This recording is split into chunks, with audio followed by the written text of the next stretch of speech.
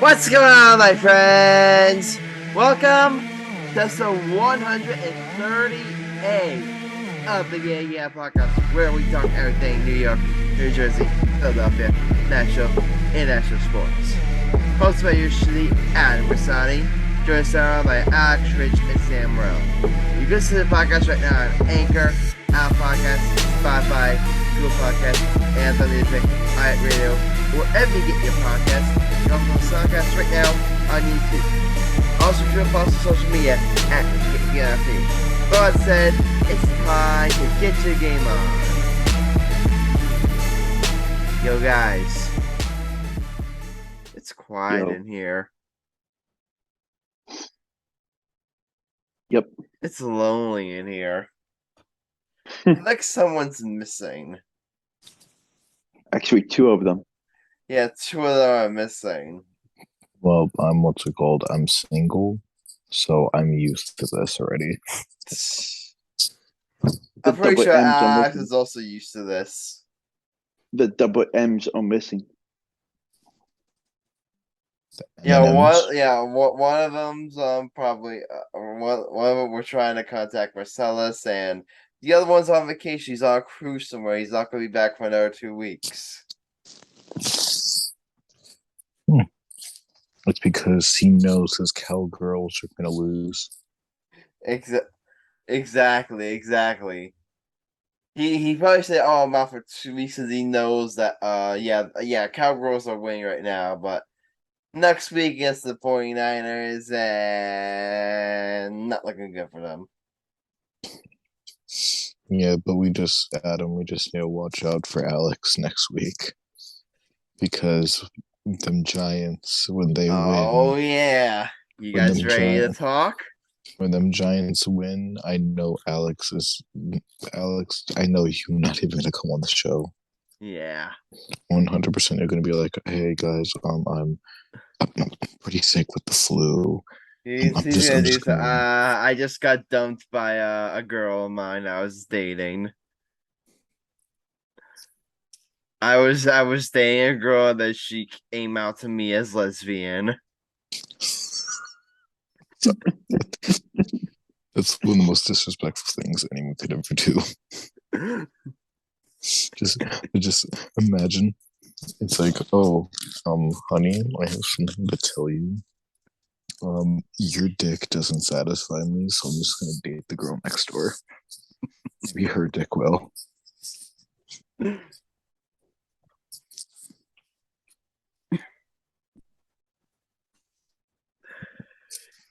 Damn.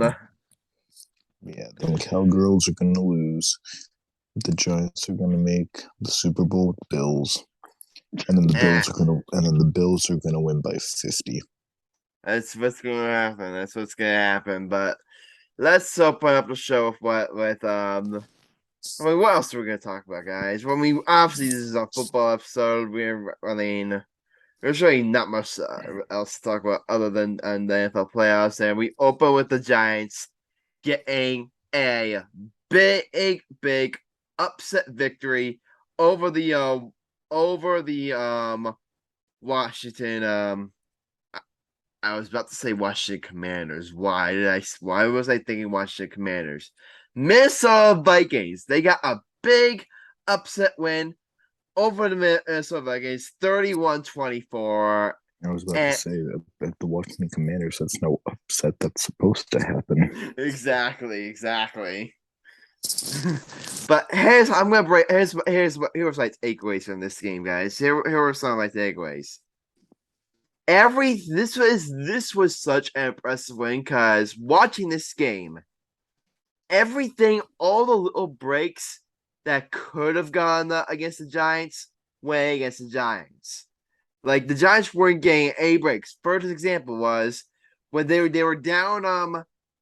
What was it? They were down they were 14-7, like in the Vikings red zone. They were about to punch in, and they throw a touchdown pass, but one of the players gets called for illegal formation. They have to settle for a field goal.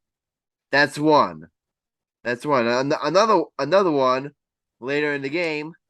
Julian Love comes up with that huge interception. Turns out it barely hit the ground, and turns out it barely hit the ground. So there's another thing. So there's another thing, and then two big, but you saw, like they didn't get discouraged, and that's what is the sign of like, and this shows you how well of a coach team, how well coached they are, and how good of a coach Brian Day was, despite all the bad breaks. Like they never got down on themselves.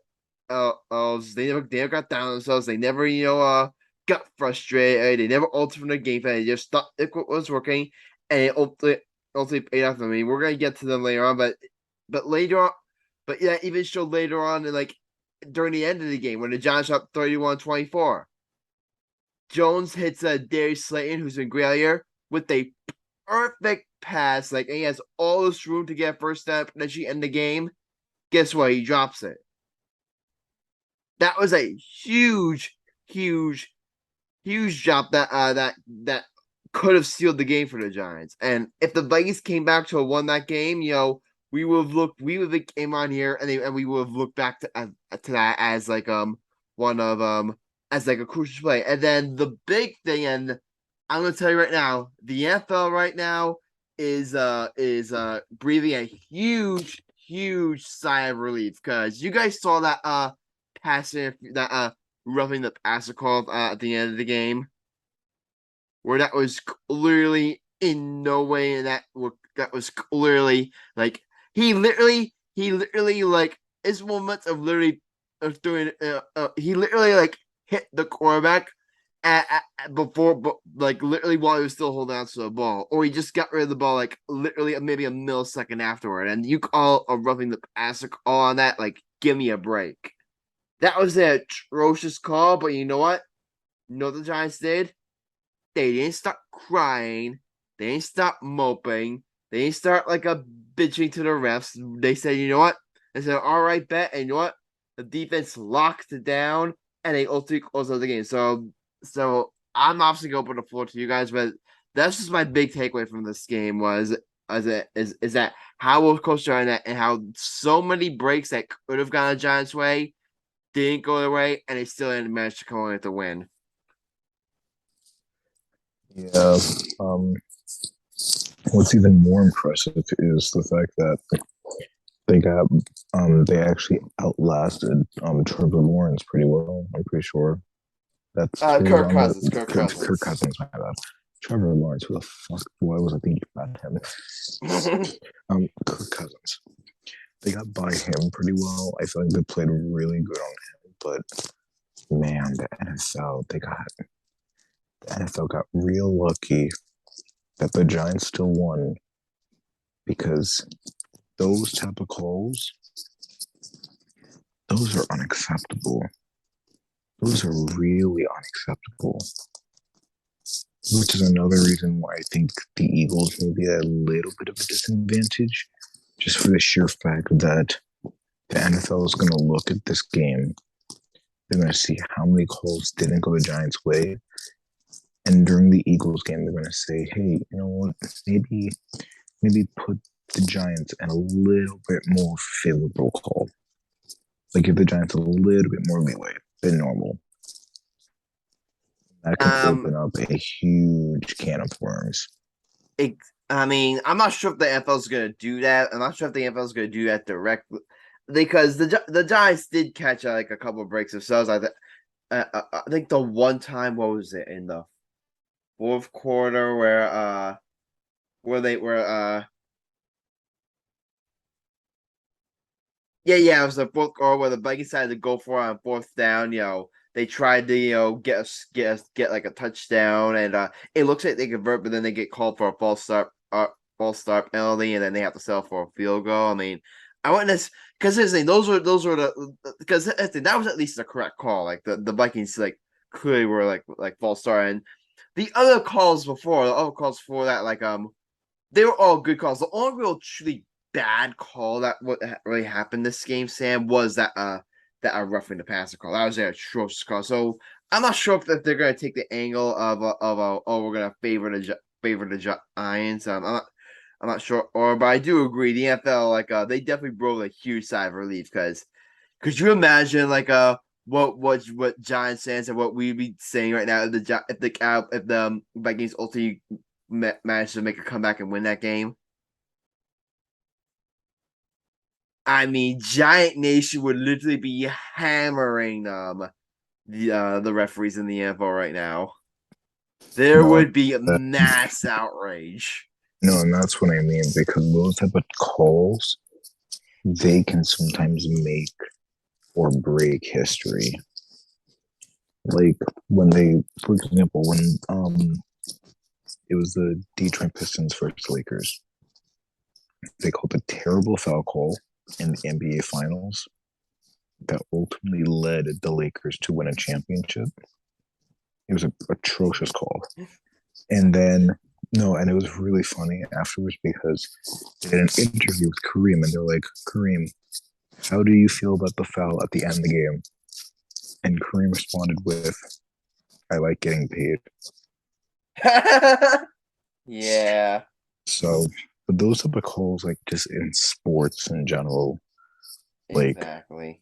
those sometimes can like define history. We're just lucky that it didn't this time. We're lucky. We're lucky and we're grateful that it didn't do it that it didn't happen this time. The Giants ultimately going to win, but ultimately again, it just shows you like how gritty this team is and how well coached and how and how much heart they got at that thing, because his thing, like a weaker team would have probably used that as an excuse to say, "Oh, we're not getting any breaks," like what's going on here? No, the Giants, they buckled down. They use it as excuses, and they buckled down. They ultimately got the win. So that really shows you like the heart and character of this Giants team.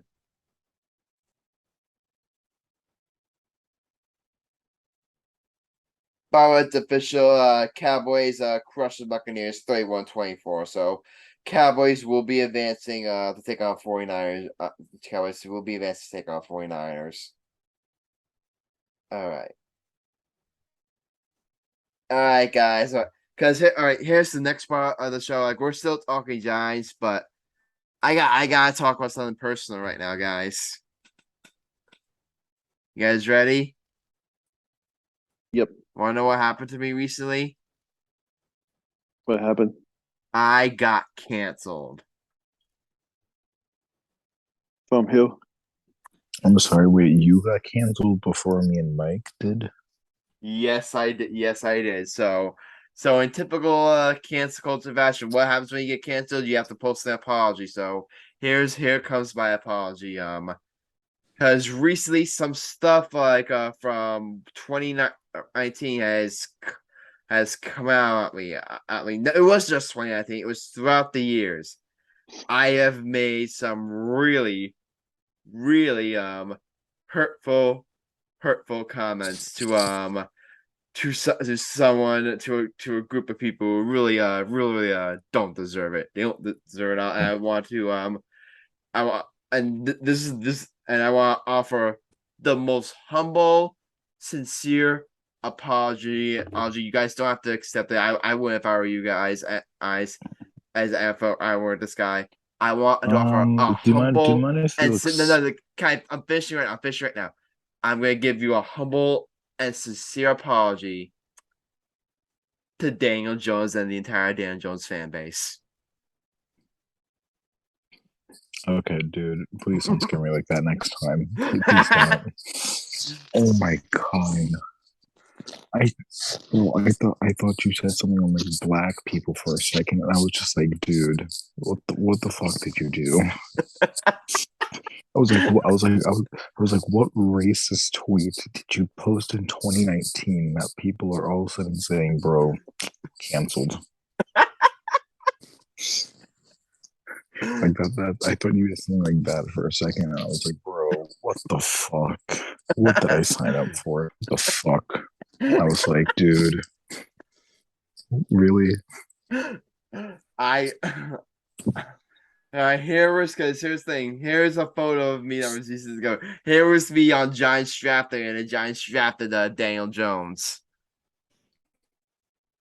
As That you was should. me. Look at that idiot. I mean, you're not wrong still. Daniel Jones is still not a top 10 quarterback. It's just we have good coaching and we have Saquon Barkley. I mean, I'm not sure if I'll say he's top 10, but here's what I'll say. But because here's the thing, and here's the thing, they said best. Like Daniel Jones, like had the best game of his career, of his career so far, in like the most important game of his career, his first playoff game. He had the most important game of his career in his first. Yeah, this big thing: 24 for 35, 301 yards, two touchdowns, two touchdowns, 78 rushing yards. Like he was doing it with his arm, he was doing it with his legs. He was throwing dimes. Like he was gritty. You saw him like after he was running, like he was fighting to get the extra yards. He wasn't afraid to take a hit or two. He is one tough SOAB. What's it He is called? and that's the thing. That's the thing. Like when the Giants throughout the draft process, when the Giants just drafted them, I was not a big fan of Deion Jones. Throughout the last couple of years, I was not a fan of Deion Jones, and I'm gonna say this right now. I was dead wrong. I was dead wrong about Daniel Jones. Daniel Jones. Like I thought he wasn't the guy for the Giants. Now here's the thing. We can debate like where does Daniel Jones rank among NFL quarterbacks? Like we can have a conversation. We can say, oh, is Daniel Jones top 10? Is he top 15? We can have that conversations. But one thing, and this is after this game, I think after this game, it's official now. The New York Giants, at least for the next several years, they have their quarterback. Daniel Jones is a New York Giants starting quarterback going forward. You can pencil him in right. You can pencil him in right now. I don't know what I don't know. There's nothing like more that he needs to show us at least in that aspect. Aspect like he has earned like the New York Giants starting quarterback job for at least the next couple of years. But like, quick question. Yeah. Is he better than Eli Manning? No. Okay, yeah, because Eli Manning, we all know, top 5 quarterback. We all know this already. Daniel Jones does two Super Bowl victories over Tom Brady to go. That's what Dan Jones has. That's what Dan Jones has to do. Two Super Bowl victories over Tom Brady. And I'll put him over Eli. Even if he does that, he's still not over Eli because Eli, the most clutch quarterback that ever lived. Yeah. Eli, I don't care what anyone says. Eli is a top 5 quarterback of all time, and I'm putting him over his brother. I don't care. Bro, someone at Nick Arena said I was crazy for that. Someone who? Someone at Nick Arena, someone at the Knicks Arena, when I went to the Knicks game, they said I was crazy for that. Yeah. And honestly, they're right. They're not right. Eli Manning is a top 5 quarterback. We can have this debate. We can have this debate another day. But I mean, and that's the thing. And that's Eli Manning is more clutch than Kevin Durant. It's not even a debate. Like, okay, I'm not going to debate you on that one. Good.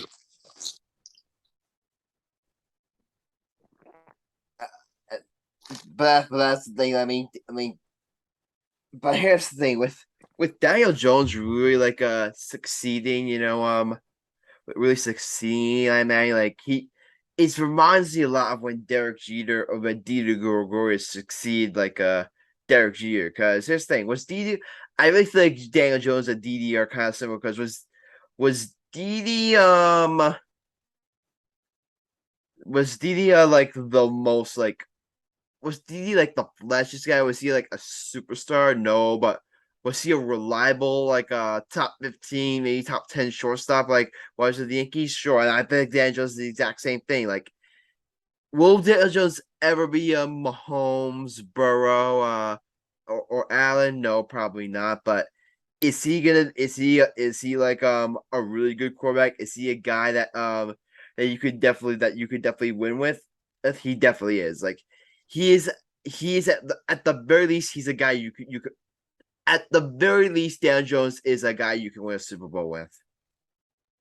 Mm, Like, I don't think that's that crazy. yeah, And yeah, and and keyword there is can. I'm not necessarily saying Dan Jones is going to win a Super Bowl during some time during his career, but I definitely think but I definitely think it's at least possible. Like if he told you if I told you Daniel Jones was going if you told me Daniel Jones was going to win a Super Bowl with the Giants, like I crazier things have happened. I'm sorry, I can't see it. I can't see it just because one of the he's not one of the echelon quarterbacks in order to be even a contender, you really need to have either one, amazing coaching, or two, you need to have that one player that's just different. Saquon Barkley for the Giants is that one player that's just different, which is why it's okay to have someone like Jones as your quarterback. But I feel like if there's a better quarterback out there, you go for him. That would probably secure your chances. Who's the better quarterback that's out there? I mean, who's going to be a free agent this year? Who's gonna be a free agent? I don't know who is gonna be a free agent. I mean, if somehow Lamar doesn't want to come back, you can get Lamar. You want a hot take? What? I'm gonna say this. I do think Lamar is better than Daniel Jones, but I'm not sure if I would feel comfortable enough to like blowing up this whole blowing up on the Giants got what the Giants got and then just completely blowing up for Lamar. Like, You I think wouldn't the blow it Giants up for have something Lamar. good going on right now with Daniel Jones, and I don't want to mess that up. I don't think you'd be blowing it up. You would just simply place Lamar with Jones with Lamar, and that would take some pressure also Saquon Barkley as well. Uh, all right, Sam. You want a real hot take right now? Sure. In terms of like overall play, in terms of like their overall ability, I would say Lamar's better. But if we're talking strictly throwing the football, Daniel Jones is a better thrower of the football than Lamar. Okay, you're smoking dick now. I said specifically throwing the ball. So because over it's just an overall ability, yes, Lamar. But if we're talking strictly throwing from the pocket, I would still choose that's the Lamar. one thing that Lamar Jackson has struggled with in his career. Like I would still choose Lamar. okay, I mean, I would agree. I would agree as an overall player, like yeah, but if we're talking strictly like Not throwing from the pocket, like I think yeah. that's the one area where Jones has him beat. No, throwing from the overall pocket is Lamar, and anything close. Don't know. Lamar's a top three quarterback in this league for a reason. You don't just be a quarterback because of your overall skill. You need to be able to at least throw like the ball. Like the reason why I say that he can't throw the ball as well as Mahomes or Allen or Burrow is because those are echelon quarterbacks that can throw. But Jones ain't an echelon quarterback. He's not even close to one. So Lamar is going to be able to throw better than Jones.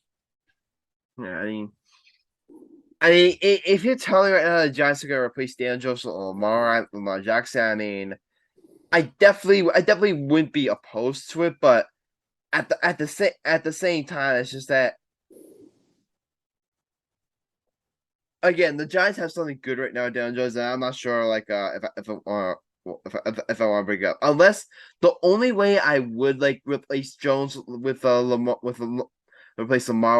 replace Jones with Lamar is if let's say like another team offers Jones like I don't know $50 million a year, and then you could get like a Lamar for the same price. Okay, then I would move on. Because that's the thing. Because that's the thing. If let me put it this way, Sam. If I had a choice between Daniel Jones at $30 million a year or Lamar Jackson at 45 or 40 plus or like $45 million a year, I would choose Jones at $30 million a year. Is that fair? I mean, if you're not interested in winning a Super Bowl, sure. Oh, you're telling me. You're telling me. How many Super Bowl rings has Lamar Jackson won? I think he's won one so far. He hasn't won a Super Bowl yet. Oh, he wasn't with that Raven squad that won it? The Ravens won all the way back in 2013. Wow. You I thought really that. need to catch up on your Ravens history. No, I thought they won recently. Am I No, they tripping? haven't won recently. Am I tripping? You are, guys. Sam Morell is very, very, very tripping right now. Oh, my bad. I'm tripping. Either way, Lamar would make a better quarterback. Plus, you have to remember, they haven't really put any help around Lamar Jackson. Like I Lamar's say, the been more proven money you have better. to pay Lamar Jackson, the more that let's say like I say right now, like I said, you give Lamar 45 million, you give Jones 30 million. That's $50 million extra that you could use towards like going out there and getting a receiver for Jones. But here's the thing. Hmm? What receiver are you getting for 15 mil? That's good. I mean, how much does DeAndre Hopkins make? Probably like 25, 30 mil. What's that? Let me check. Let me check up. Let me check. And I say $50 million towards another receiver. So obviously you'd have to pay like a little bit more. You have to pay like a little bit more like from your cap. But and even then, Barkley's gonna cost like $15 million a year. So yeah. Let me ask you, Sam. Who would you rather have, Jones and Barkley, or just Lamar? Why wouldn't you have Barkley? Because again, this is a hypothetical. Let's say Lamar Jackson's gonna cost hypothetical scenario. Lamar Jackson costs $45 million a year. Jones and Barkley are gonna cost $45 million a year. $30 million for Jones. $15 million a year for Barkley. Who are you choosing? Which package are you choosing? And then Well, whatever cap you don't use, whatever cap space the Giants have left to use, they could go out there and get a receiver. I would choose the Lamar one just for the sheer fact that you would still get to keep Barkley. Because Adam, quick question: how do you know? But here's the thing. I agree with you. Lamar's better than Dan Jones. I'm not sure if he's like $15 million better than Dan Jones. Like I'd rather just take Jones than use the extra cap towards the rest addressing other holes on our roster. That's my point. But here's the thing though. Do you really think if Lamar is making 45 mil, do you really think Jones is only going to make 30 mil? No, Jones is going to demand 40 mil. So it's only a 5 mil difference. And I think it would be the other way around. I think if Jones demands $40 million, I think it would only increase the price for Lamar Jackson. Hmm. Let me check up DeAndre. What does DeAndre Hopkins make? He currently has a cap hit of, wow, he currently has the cap hit of $30 million. Wow.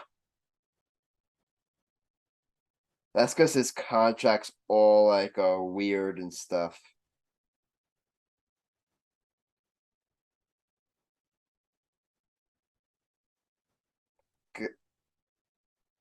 Yeah, he signed a 2-year, $54 million deal. Wow.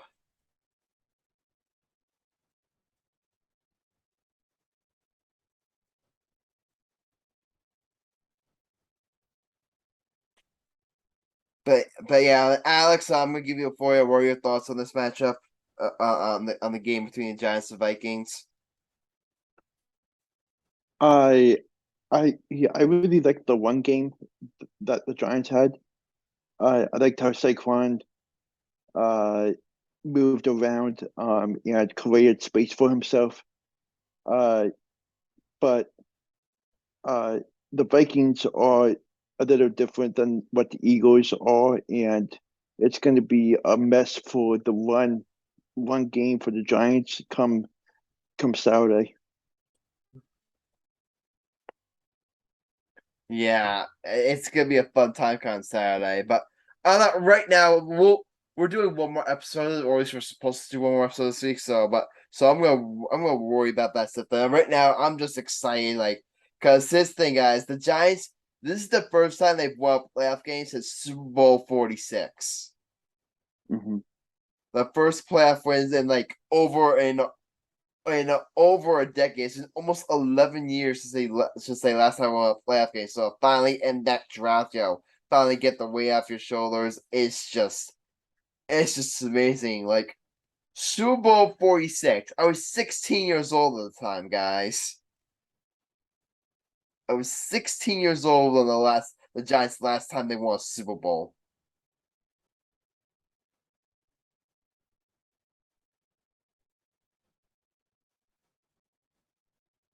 All right, guys.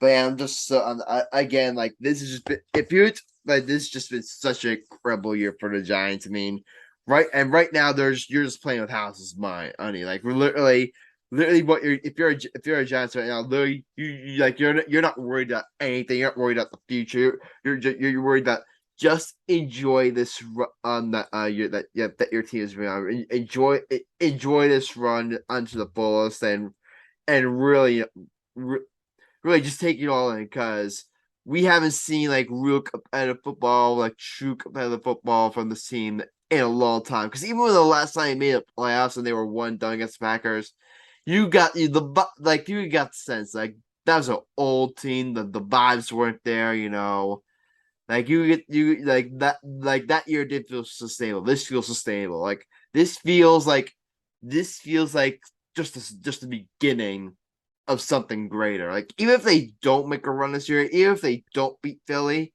even if they don't go over the Super Bowl, if they don't win the Super Bowl, this just feels like the start of something great. If you're a Giants fan, you just have to, really, again, tip your cap to Dan Jones, Saquon Barkley, and really give a round of applause to the job that Joe Shea and Brian Dable have done. Because before those two came out, this team was a dumpster fire. Before those two came out, this team, honestly, they were honestly not much better, if at better at all, than the Knicks were. They were one of the biggest laughing stocks in sports, and see the job that Joe Shane and Brenda done in their first year. Again, Giant Station, just tip your hats to those guys and really just enjoy this and just enjoy this run. Like, literally, take it all in and enjoy this. And let's go, Giants! All right, guys. You know what time it is?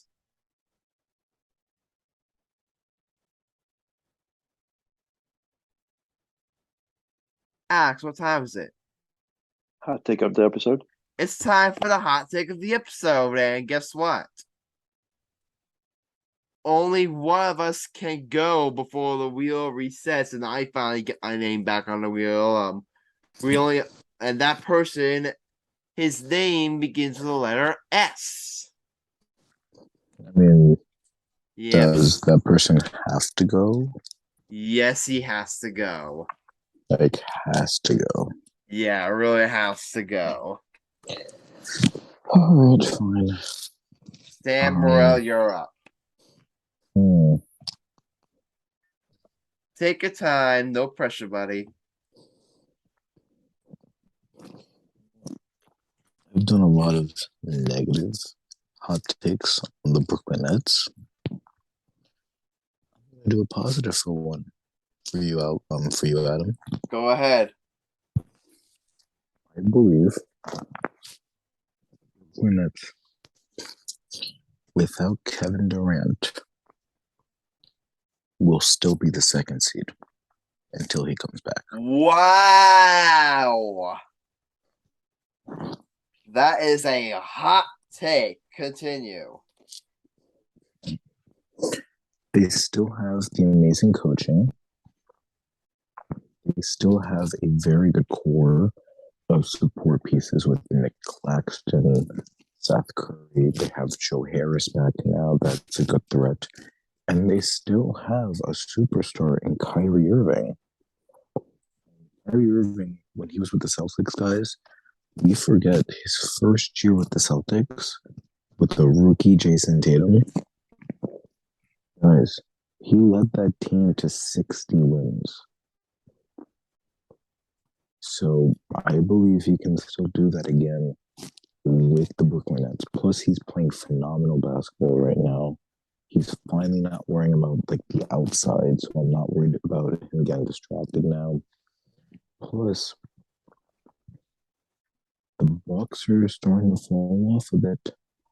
Granted, they haven't had Giannis, but they're not having Chris Middleton back anytime soon as well. So the Bucks are falling off a bit. The Philadelphia 76ers, they basically just have Joel Embiid at this point. The Joel Embiid is putting up 40 pieces a night and still losing. The Cleveland Cavaliers, they're a nice team, but I don't think they're better coached or have the players to beat the Nets either. There's only one team realistically in the East that right now, not because not every team's healthy. There's only one team right now that can consistently beat the Nets, and that's the Celtics. The Celtics are the best team in the league, so that's obvious. But the Nets, I believe when KD comes back, they will still be the second seed, just because they have the talent, they have the coaching, and this is an optimal opportunity. With Giannis being out for a little bit, with Chris Middleton being out, with the Sixers being painfully average, because it's literally the Joel Embiid show there, where Joel Embiid puts up 48 points and 20 rebounds a night and still somehow loses. And the Cleveland Cavaliers, they're starting to fall off a bit. They hit a little bit of a road bump. The Knicks are the Knicks. They're going to stay like the 6th or 5th seed. And then after that, are you really going to worry about any other team in the East? I mean, if they don't see the second seed, at a minimum, the Brooklyn Nets will stay at a 4th seed. At the bare minimum, they're staying at a 4th seed. So, yeah. And another thing too is you look at their schedule. Look at their schedule. Easy. They have a very, very easy schedule. They have a very easy schedule. You know who they play Tuesday? They play the Spurs. I say that's a win. Yeah, that's a win. Next Thursday they play the Suns. I say it's a win. Definitely a win. The Jazz, that one's 50-50 because it's on the road, so I'll say that one's 50-50. I said the Brooklyn Nets actually do win that one. They could. I'm just playing it 50-50. At the Warriors again 50-50 because that's the game where I could just see Steph going off. That's a 50-50. Yeah. 76ers, that's a win. I'll say 50-50 for one reason. That's because it's in Philly. Okay, then it's 50-50. Just because the only reason why I was saying it's a win before was because we all know Joel Embiid is going to score 50 points, and then the next highest scorer is going to have 6. That's Alex. Don't you agree? Alex, I'm sorry for dissing your 76ers, but you can't even agree. It's literally right now the Joel Embiid show. My man's averaging 50 and 20 out. My man's averaging 50 points, 20 rebounds a night. And still somehow losing. Like, bro, actually, the Sixers won their last 2 games, and Embiid scored at least 35. Yeah, dude, it's literally it's the NBA show in Sixerland. Like, if I'm not trying to diss your Sixers, Alex, but you can't even agree. If Joel Embiid was not on the 76ers, he would not be the fourth seed. They would maybe be a play-in team. Maybe. I mean, you got to give credit to James Harden. He's he's doing his best out there. Yeah, and Mhm. No, you can but see. yeah, I'm giving credit kind of to Harden. It's also especially just because age is finally catching up to James Harden. So he's going to be slower. He's not going to be the same player. But dude, Tyrese Maxey, he needs to step up already. Tyrese Maxey is supposed to be that player. Like, people have been hyping him up to be that player, and in the playoffs and last year, Tyrese Maxey was that player for you guys. So he needs to step up. He really does. I've heard some 76ers fans say they wouldn't trade Tyrese Maxey for Kevin Durant. Huh? I've heard some Sixers fans say they would not trade Maxey for Kevin Durant. He's smoking dick? Alex, Alex, quick question. Alex, quick question. Yeah. Imagine if you would have Kevin Durant and Joel Embiid on the same team, and all you had to give was Tyrese Maxey. Would you do that? And some picks. Would you do that? I would do that. If you don't do that, you're a moron. Bro, that's Kevin Durant and Joel Embiid, two of the most prolific scorers in the NBA now. That's the thing. That trade's off the table right now because the Nets are balling. I remember that being a discussion like a couple months back. Like, would you trade Maxey for Kevin Durant? 76ers fans are saying no. Bro, Alex, this is the one time I truly do feel bad for you that you're stuck in this franchise with some interesting people. But yeah, you better pray the Eagles win the Super Bowl this year.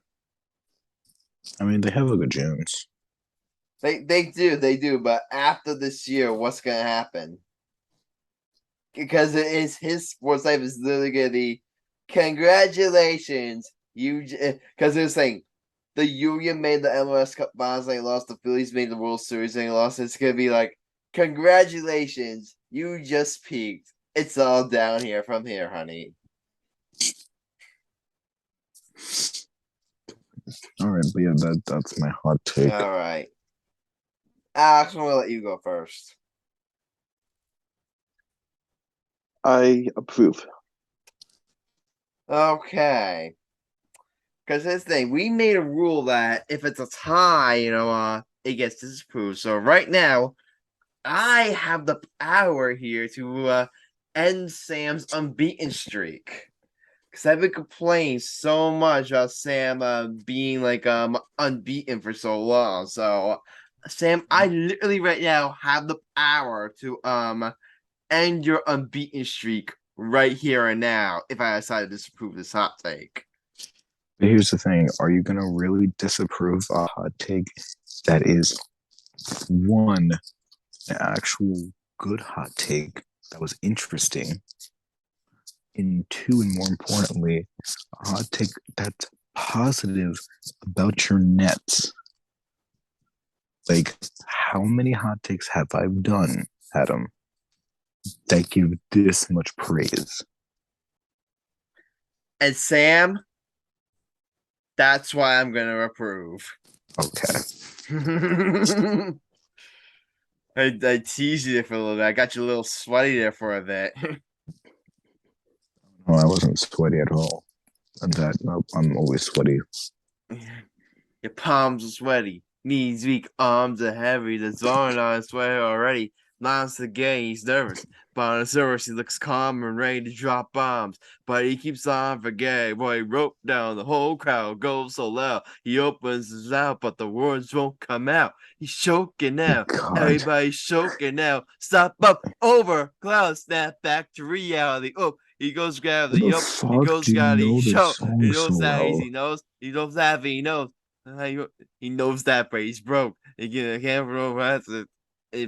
You go capture this one. I hope you don't lose yourself in the music. The moment you hold it, you better never let go. You I only have a get one question. shot. I have a question for you. How the fuck do you know that song so well? 'Cause I literally just have it from memory. Oh, all right. But yeah, Adam, it's not that I get sweaty because I'm nervous. I'm not lying. I'm a literal human hotbox.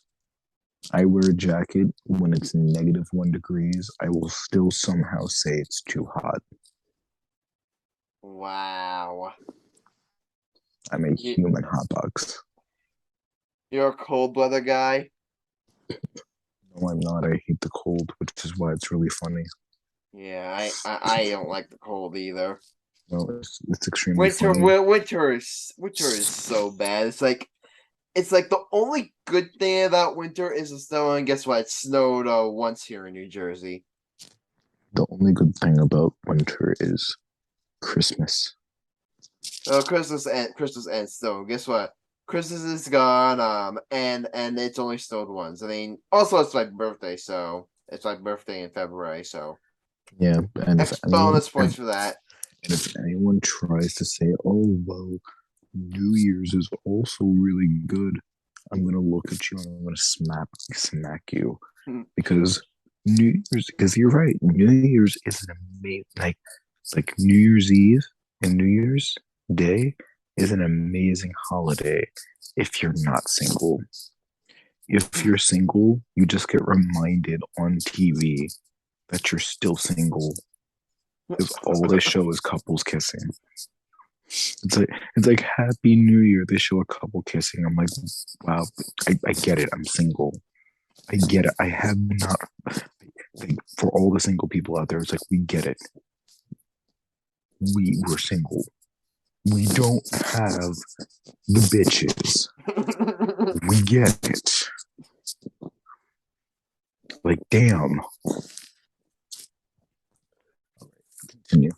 Alright. We're just gonna really quickly go over the rest of the games. I mean, Cowboys won. They beat the Vikings. Did you guys see their kicker missing 4 straight extra points? Yeah, yep. But why are we speaking about the Cowgirls? Because I think it's a miracle. It's like Cowboys fans are like so excited. You beat an 8-9 team when your kicker literally could not. We're literally probably Sam could probably kick better than he did. And I gotta say Brian Angler, I believe. No, not Brian Angler. Brett Maurer, I believe that's his name. He's normally pretty good. He's actually normally pretty good at kicking, but this game was his night. That's all we're gonna say. It wasn't his night. But either way, the Cowgirls will still win. I mean, gotta give credit to Dak Prescott. He balled out today. 4 touchdowns, 305 yards. I mean, you gotta give him credit. He balled out. But that's the thing, guys. The Cowboys, honestly, looking back on it, they should have beat the Buccaneers. I picked Buccaneers, so I thought Buccaneers would off the upset. But talent wise, the Cowboys were the better team. Now they go out there and they face a team that's legitimately better than them in the San Francisco Vikings. So that's what I would say.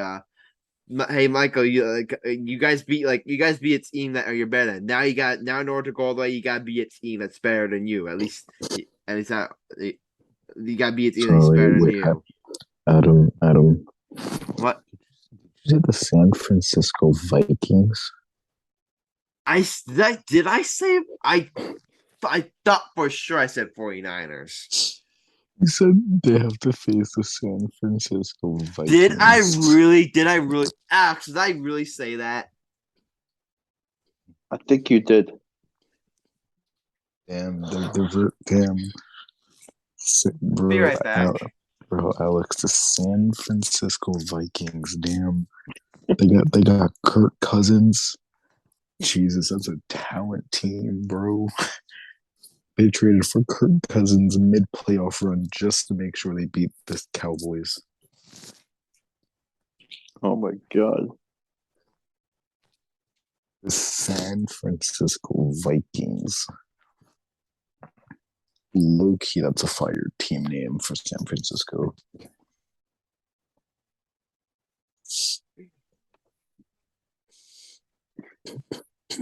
So, man, Adam, how about them Vikings?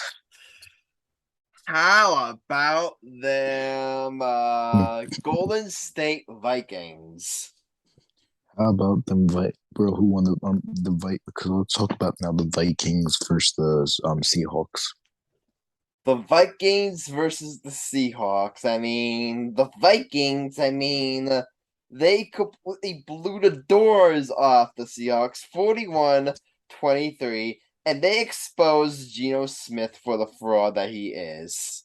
Yeah, I mean the Seahawks were not good. I'm just kidding. Geno Smith didn't have that bad of a game. 25-35, 2 touchdowns, 1 interception, 253 yards. I mean, Geno Smith played well. I mean, Geno Smith's been amazing. Yeah, I mean, you gotta give the dude credit. I mean, literally no one saw Geno Smith playing. So, but yeah, the Niners were a better team. So, I mean, Geno Smith may be better than Daniel Jones? ?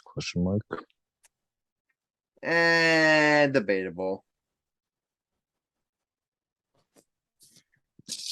I'll give that one a big fat debatable.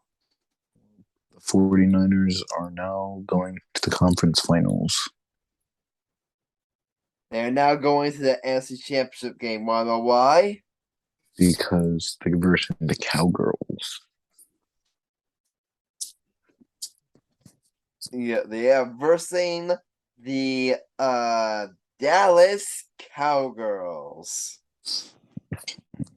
Yo, guys. You mean the Dallas Cow cunts? Whoa. Yes, the Dallas Cow pussies. Exactly. Hey guys, how many interceptions is Dak gonna throw next week?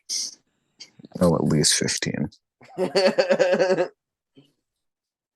Imagine you throw 15 interceptions. Would that be a new record? That would be like an easy. Let me ask Siri, what's the record for most interceptions thrown in a single NFL game?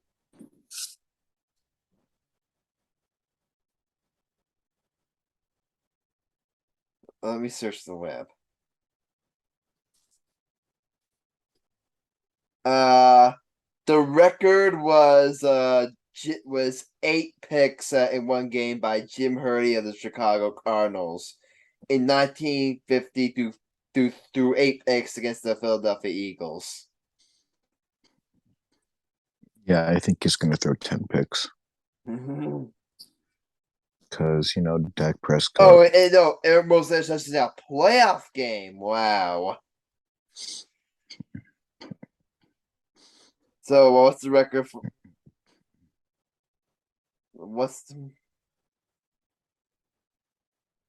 Oh, okay. Okay. Oh no, that's Jim Hurdy. Jim Hurdy. That's still the record. That's still the record. So, disregard my previous information about that being a playoff game, though. Bro, Dak Prescott is the most overrated quarterback ever. I mean, that's what I say. He did play well. He did play well against the Buccaneers, so I gotta give him credit for that. Bro, he played great against a defense. Oh wait, I forgot the Buccaneers don't have a fucking defense. Oh yeah, that's right. It's like Adam. Adam. Yeah. It's like you could put fucking LeBron James as quarterback, and he would have done the same thing Dak Prescott did. And my man doesn't even play football anymore; he plays basketball. No, You no, could- no. You can do. You could put Ben Simmons in there, and he do well. Like you could have put, like literally, you could put Joe Naismith. If Joe Naismith was 50 years old against that Buccaneers team, and he would have destroyed them.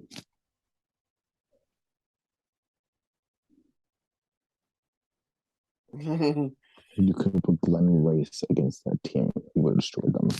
Yeah. Like, I don't think it's that hard to beat the Buccaneers defense. Yeah, baby. Like the Buccaneers are good because they're offense. That's the thing. So if you want to give credit to anything, give credit to the Cowboys defense. They actually did show up. Yeah. But again, they beat an 8-9 team. I'm not that impressed. All right, let's get to another big game. We've got to bring up the elephant in the room. The Los Angeles Chargers. They need to fire their coach. That was a terrible play by them. They need to fire. No, who's their head? Let's see, who's their head coach again? Brandon Staley. The fact that he's not been fired, I think the only reason he has been fired is because the Chargers didn't want to fire him on Sunday, so he could worship the Lord, and they didn't want to fire him on Monday because it's Martin Luther King Day. Those are the only two reasons he still has a job. Because he solely cost the Chargers the game. The Chargers should have won that easily. They were up. What was it? 27-0, I think, and they blew the lead. Mm-hmm. And we thought 28-3 was bad. We thought 28-3 was bad. Yeah, because 27-0. To put that into context, guys, 27-0. That's 4 touchdowns you have to get. Getting 4 touchdowns in a game is already an impressive feat. Getting 4 touchdowns and 4 comeback win is almost unheard of. And we gotta give some credit to my man Trevor Lawrence, because you guys know what Trevor Lawrence did? He threw 4 interceptions in the first half. He threw 4 interceptions in the first half. I mean, he could have easily given up and he could have easily folded and just gone down. No, he rallied his team back into that game. He threw 4 touchdowns. He just rallied the Jaguars back in the game, and he ultimately let them to a comeback quickly. So major props to Trevor Lawrence for that. And major props to the Jacksonville Jaguars. Doug Pearson has done an excellent job with that team. A guy that I'm sure our friend Alex Rich is very familiar with. Before you guys talk about this game and your boy Doug Pearson for a minute, Alex. That was a hell of a game by Jacksonville, and I really liked how Trevor Lawrence managed the second half of that game, and he really stuck up for his team and got the job done. And I was really surprised that they made the turnaround and actually won that game. that's definitely one of the greatest turnarounds of the NFL history, for sure. I'm not. I can't think of any other game that has been like that the past years, but that's that definitely goes down as the top of the history in the NFL. Yeah, yeah, definitely. Yeah, definitely. Again, Doug Pearson. No, that's not what I wanted to do.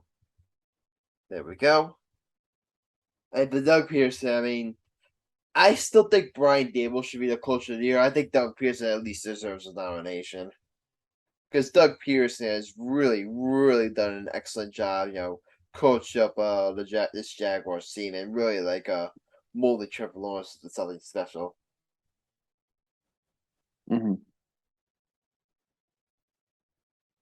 All right. So we technically got two. The only other game that's there is Bills Dolphins. Bills. Josh Allen didn't have the greatest of games though, and also apparently did you guys see he got into a fight with one of the Dolphins players.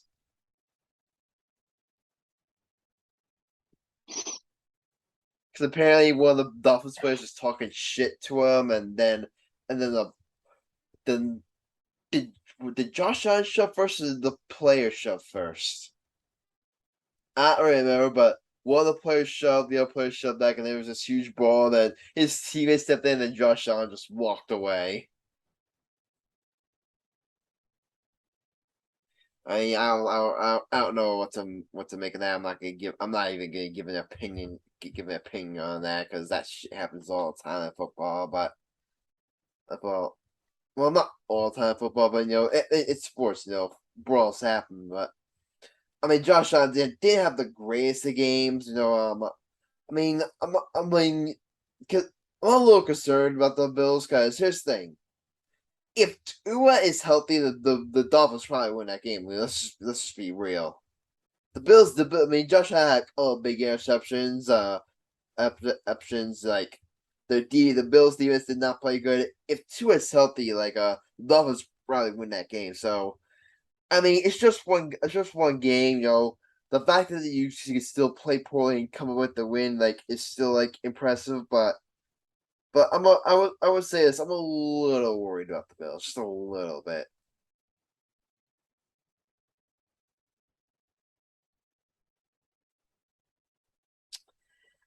All right, last up, baby. Bengals and the Baltimore Ravens. Samuel Morell, the floor is yours. I don't even want the floor. Go ahead. The only one, aside from Marcellus, because the Jets, the only one here whose team played and did not win a playoff game this week. Hey,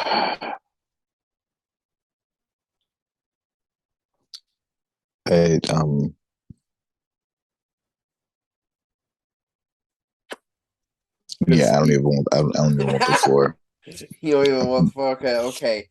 I'll give you the floor. The Baltimore speechless. Ravens, without Lamar Jackson, are hot duty snipers, and it's gonna get even worse because Lamar Jackson is about to be on his way out of Baltimore. Did you see what happened? Did you see what Lamar Jackson said? Yeah, I know. Yeah, he said what did he say again?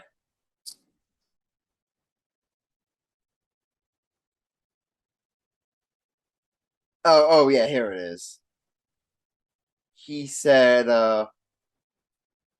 Lamar had a cryptic, Instagram story where he said oh, if you really love something, you better lock it down. You better lock it down. And it's it really sounds like his relationship with the Ravens front office is the smoothest things right now. So that's the thing. before all this, like that Lamar and the Ravens were gonna work it out, and I still think there's a chance that could happen. But right now, I'm starting to get the sense that Lamar may be on his way out of Baltimore. Mm. I don't Well, know you what you see. think. Okay, so here's what I think. Yeah. What I think is moneyline Pelicans.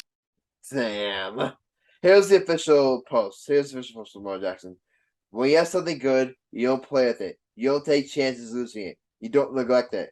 When you have something good, you pour into it. You appreciate it. Because when you take care of something good, that good thing takes care of you. You know how I interpret that guy. You know what I interpret that as? Guys, you know how I interpret that? Sam, you wanna know how I interpret that? Sam is not on. He's not on, he left. But the way I interpret that is the Ravens is him telling the Ravens, pay me, bitch. That is the way I interpret that. Okay, I mean. Alright, I'm tired, so let's just wrap this up with our bets of the episode. I mean, only one of us won our bet, and that person was Marcellus. Marcellus adds 5. Marcellus had Knicks or Wizards. He had 6.49 points. You back? I just want to make sure you got moneyline Pelicans down correct. I got that down. Pelicans money line. And my thing is, I was reading Lamar Jackson's Instagram post. When you have something good, you don't play with it, you don't take chances, you don't like that. When you have something good, you pour into it, you appreciate it, because when you take care of something good, the good thing takes care of you too. You know what Lamar Jackson's saying right there, Sam? I don't want to know. He's saying, Ravens, pay me, bitch. That's what he's saying. Well, the Ravens better pay him. Because if they don't, if the Ravens don't, I think, Sam, will you renounce your Ravens fandom if the Ravens don't pay Lamar?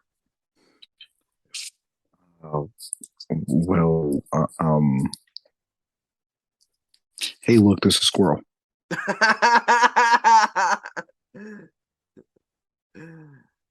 I'll take Alex. I'll take that as a yes. All right, but I mean Marcellus passed Sam in the Marcellus passed Sam in the points, so he earns an extra star. He's now at second place with 5 stars. 5 stars. Mike remains in first place with 8 stars. Sam loses a star, but he's still in third place with 3. Alex has 3 stars, and I have 1 star.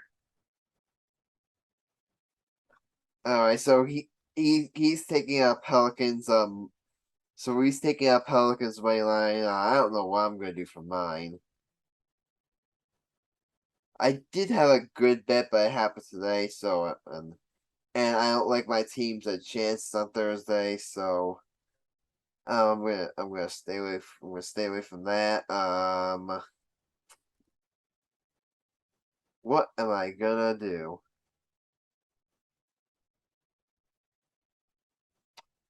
All right. Here's what I'm gonna do. I'm probably choosing death right now by actually doing this, but I don't care. I'm gonna do it anyway. Actually, you know what I'm gonna do What? for my bet? Yeah.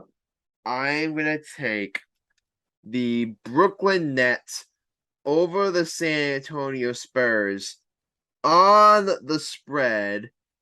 And I'm going to do a same game parlay, and I'm going to take Kyrie Irving scoring. I'm going to take Kyrie Irving scoring 30 or more.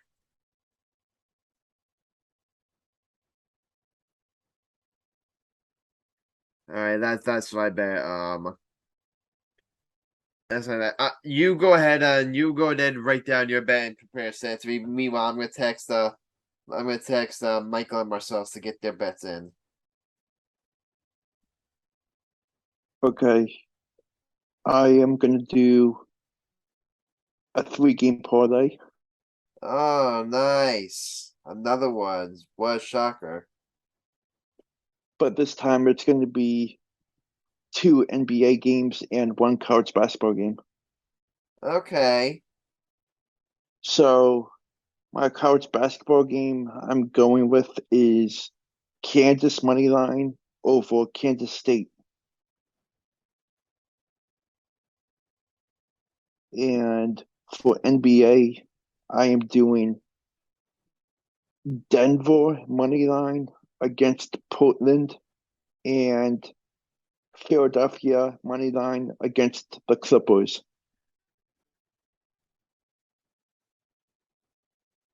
What's the last one again? Um, Philadelphia 76ers over who? over the Clippers. All right. I like that. I like that.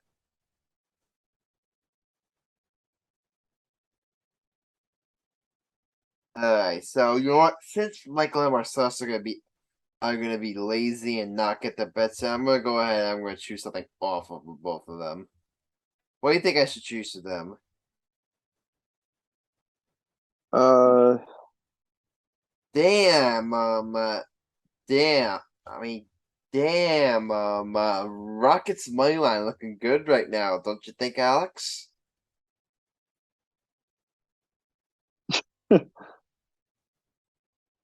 how about Penn State money line over Wisconsin? Very tempting, but I'm not gonna do it. Wait for Marcellus. Let me see.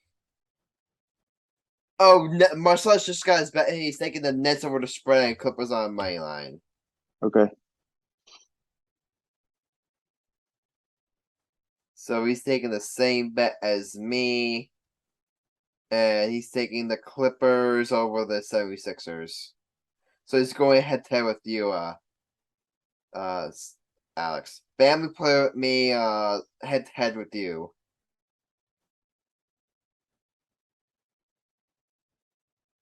All right. So for Michael's bet, I'm gonna be really mean to him. Let me see. I gotta be mean. I gotta be mean and nasty.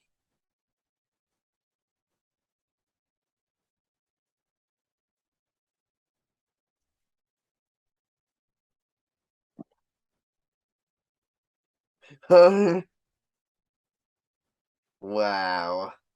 Marcellus, you going head to head. Let's go Sixers. Damn.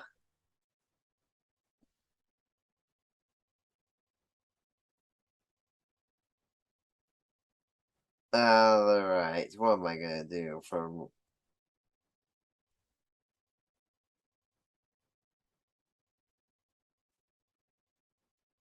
You know what I'm gonna do? I'm gonna make Michael go head to me. I'm gonna take the Spurs money line. I'm gonna give Spurs over Nets money line. Alright, guys, that's all for our best. That's all for this episode. So, I'm I mean, obviously, the other day was Martin Luther King Jr. Day, so I mean, obviously, the life and legacy of Martin Luther King Jr. We definitely want to give that a shot. I mean, it's a shame that we don't have Michael or Marcellus to come on because I'm sure they would have some really strong takes on this. So I actually don't want to speak on their behalf, but obviously, we definitely want on the targets. We definitely want to say like we're not gonna let the life and legacy of Martin Luther nature like go unmentioned on this podcast. So just wanted to get that out there, and also I'm gonna call out someone here.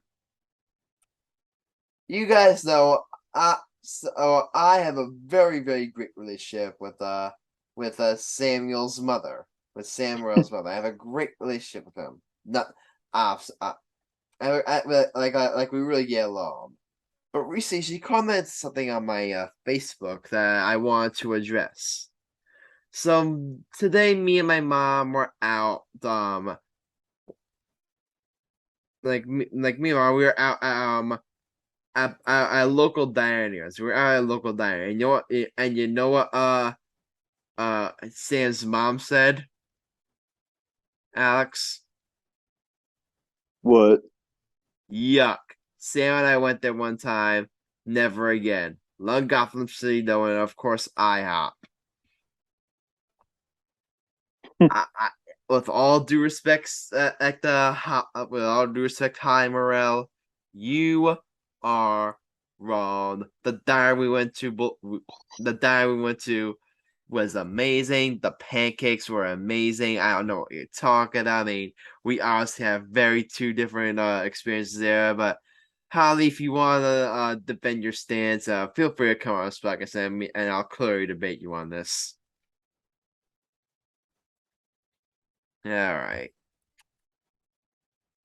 All right. All right. Also, so to close up the show, I want to say, Alex, big win for the Devils today. Scoring with a couple seconds left, sent overtime, and winning the shootout. I mean, they have just been on a tear. They got into a little bit of a slump center, but they are back. Jack Hughes is one of the best players in the entire NHL, and the Phillies have never and will never have anyone close to his talents. Unless you guys somehow get Connor Bedard in the draft, which I doubt. You're not happening. Are you gonna say anything?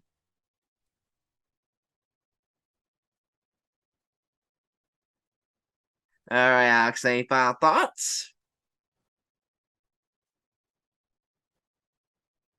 Let's go Eagles.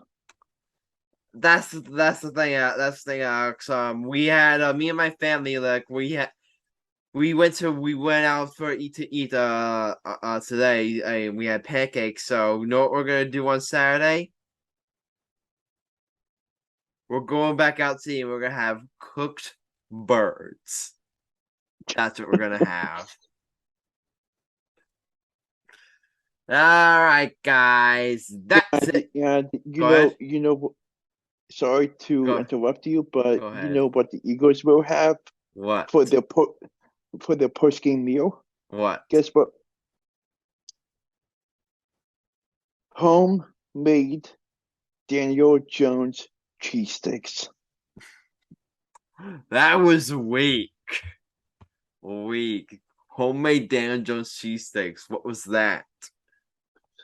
Are you gonna pull are you gonna pull Charlie in the Chocolate Factory where you take when they take one of the kid is and they say, oh, he's gonna be made into chocolate. You're gonna do that. You're gonna make Dan Jones for the cheesesteaks. Yeah, because he's got no meat. Wow. I love you, buddy. I love you too. Alright. Let's end the show right now. That's it. Episode 138 of the Game of Fucking Truly. Grassani, Alex Rich, and Sam Morell. Like you heard, leave a like, and follow or subscribe to the podcast. I saw a joint conversation on YouTube, reach out to us on social media. Make feature rights to say in a future episode where those you fans, you can enter a world, believe it, and dive in. See you next time, and until then, stay